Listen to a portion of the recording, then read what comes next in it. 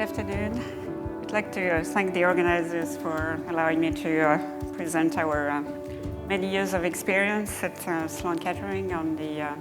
manufacturing of CAR T cells in the academic setting, and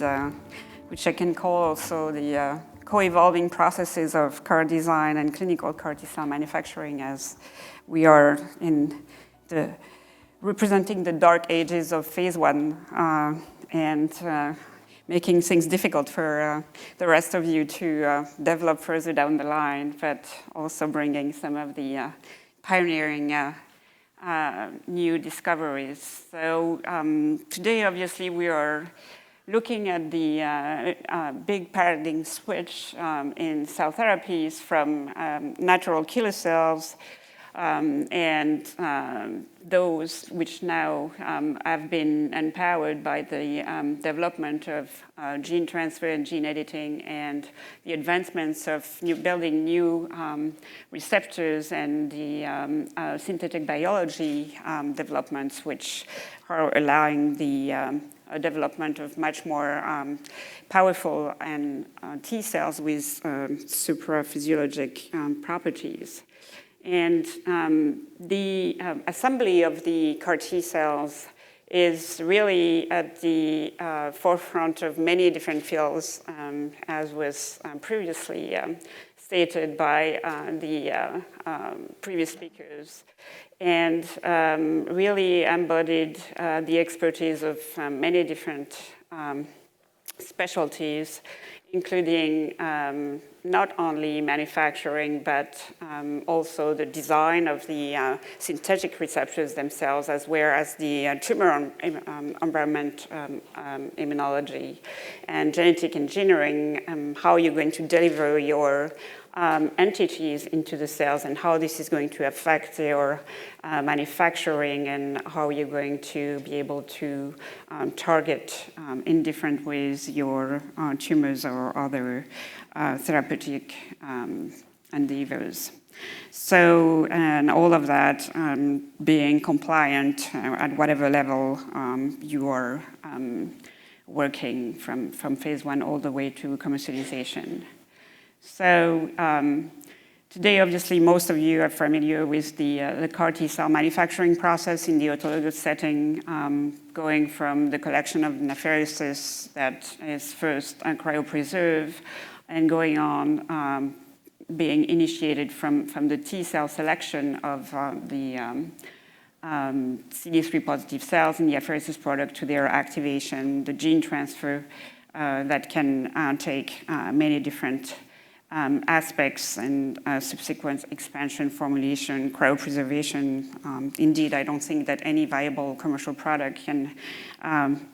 be delivered without cryopreservation and until the patient is ready to receive the cells. So now, almost 20 years ago, we developed a process that appeared to be quite robust, as we're still using it today, to deliver our CAR T cell products to our patients, which was based on the activation of T cells in the apheresis product. We are using beads, which are Dyna beads, which are magnetic beads, which not only allow the capture of the T cells, but also their concurrent activation. These can be selected on a magnet, and they're subsequently genetically modified with gamma retroviral vectors, which express the chimeric antigen receptor of choice. We decided very early on to use the wave bioreactor, which now has become the Zuri bioreactor. And once the cell dose is reached, we can debead the product, and we can cryopreserve it until it's being used and while it's being released and undergoing the appropriate testing. So this platform has allowed us over the past 15 years to support more than 10 clinical trials, and we have treated by now more than 300 patients, and one of the poster child clinical trials that we conducted was in patients with adult acute lymphoblastic leukemia, and we were able to demonstrate that these patients underwent 85% complete responses, and upon following these patients for more than 5 years, we were able to demonstrate that the overall survival was more than 50% in patients with low disease burden and 40% in patients which underwent and responded with a minimal residual disease complete remission. So it's demonstrated that this platform was quite robust and that we were able to elicit some very powerful responses. However, we also, from the manufacturing point of view, encountered a number of issues, and these represent the over 12 clinical trials and the manufacturing success rate that we were able to obtain in different indications, from various leukemias to non-Hodgkin lymphoma, and as well as ovarian cancer, prostate cancer, and EBV-specific T cells. So what we noticed is we had not all patients' apheresis products are equal, and some are more difficult to process than others. And in particular, in the trial 1217, we had difficulties to produce the CAR T cells.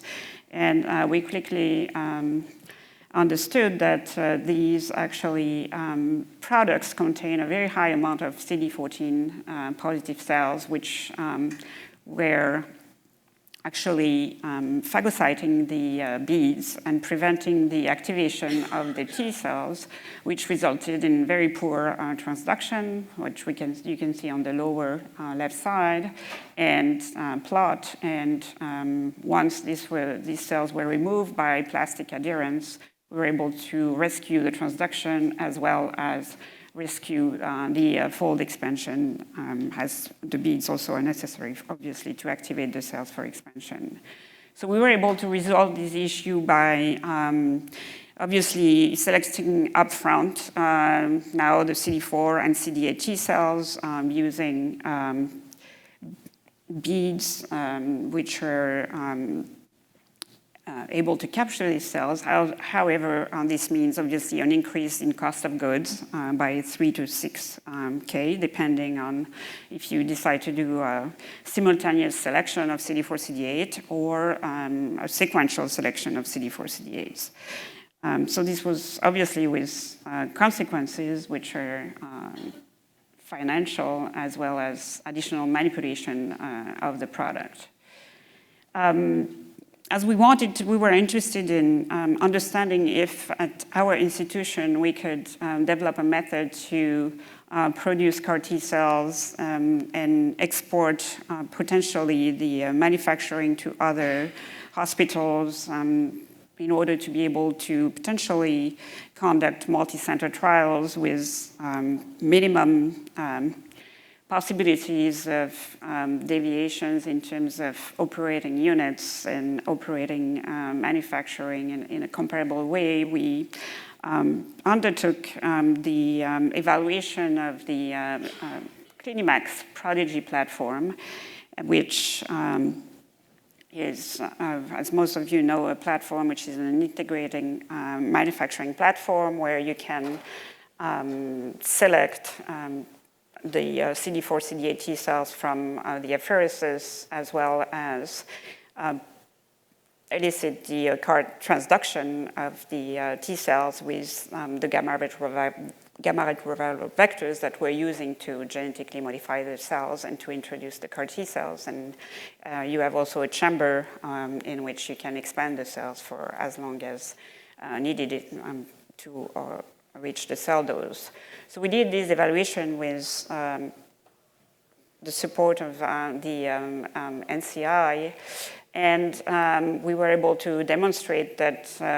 during these production, we did about 10 runs, we were able to produce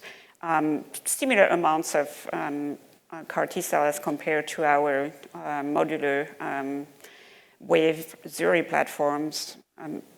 obtaining between 2 and 6 billion cells per run in a chamber of about 250 mLs. And the fold expansion and the viability was very similar, and this was reached in about 10 to 12 days. What was necessary in the particular case of gamma-retroviral vectors was to acquire the spinoculation module, which allow the spinning of your cells with the virus so that we could get a transduction that would match what we obtained in our previous process. We were also able to demonstrate that the Prodigy platform is as performant, if not better, than the modular, which is in this case the Zuri platform, which is our clinical platform. And we were able to assess that in a couple of ways. First, we also demonstrated that the transduction and the expression of the CAR were very similar. These are the plots which are on the left side, and I'm sorry, I don't have a pointer, so I cannot direct you directly to this. And we have also developed in-house what we call a CAR stress test in animal models, in which we have mice which are basically developing tumors of leukemias. And these leukemias, which are at the time they are now systemically disseminated in the animals, these mice receive suboptimal amount of CAR T cells that we know are not going to be able to cure the animals, but are going to allow us to compare different products and look at their potency in vivo and their ability to eradicate the tumors or to delay the sacrifice of the mice, which become paralyzed. And we could see here that by comparing these products coming from the same healthy donors and have been run in parallel between the modular and the Prodigy, that the Prodigy cells seem to be actually slightly more active than the cells coming from the modular system at the same dose. And one of the explanations that we were able to find out was that the cells coming out of the Prodigy under the conditions that we had chosen were actually more of the central memory phenotype, and that they were expressing higher level of CD62L, CCR7, and CD27. Obviously, there were other differences in the process, but unfortunately, as an academic center, we don't have the ability to do all the large grids of all different parameters that we would have liked to test, but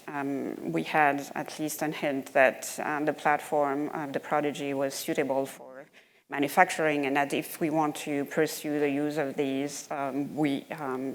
probably would be able to disseminate it and train other centers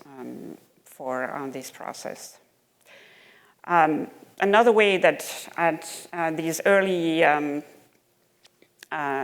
early phases we're thinking about to help the manufacturing is to basically increase the CAR T cell potency so that we can reduce the clinical cell dose and therefore reduce the manufacturing costs and the infrastructure requirements. And this goes together with, as also was mentioned by the previous speakers, that this means that we will also need to be able to do the quality control and the release testing on much smaller samples that we currently do. Because right now, once we manufacture one dose per patient of a CAR T cells, we actually have to manufacture more cells for the quality control than we have to do to deliver to the patients. So it will mean that also from the point of view of quality control and release testing, these assays will need to really evolve both from the point of view of the technology that are going to be developed and which are being developed, but also from the point of view of the regulatory agencies and their requirements. And so one way we are thinking about reducing the CAR T cell dose by making the cells more active is to obviously look at the function of the T cells prior to their infusion, but also to fix their declining T cell function that we can observe in vivo in the patients. And there are two ways we can do that, which is to look at and improve the CAR signaling, and also look at what would be the advantages of gene editing and looking at specific integration of the CAR T cells. So I don't want to go into the details of these experiments, but I just want to mention the concept that it is possible to make T cells which are more potent by modifying the CD3 zeta chain. And we know that the signaling of CD28 combined to CD3 zeta is probably too strong, and that's why we have limited life of the T cells in vivo post infusion in the patients. So by reducing the strength of signal, we think that we hypothesize that we could extend the life of the T cells and potentially increase their anti-tumor efficacy. And here you can see on the right, you have a representation of the CD3 zeta chains in 3 different green colors, and each of these is an I-time, which is a signaling motif that gives their anti-tumor effects to the cells. And we have mutated 2 out of the 3 I-times in the 3 different combinations, creating 3 CARs which have now these different mutations. And if we look at the tumor growth and over time on the plot down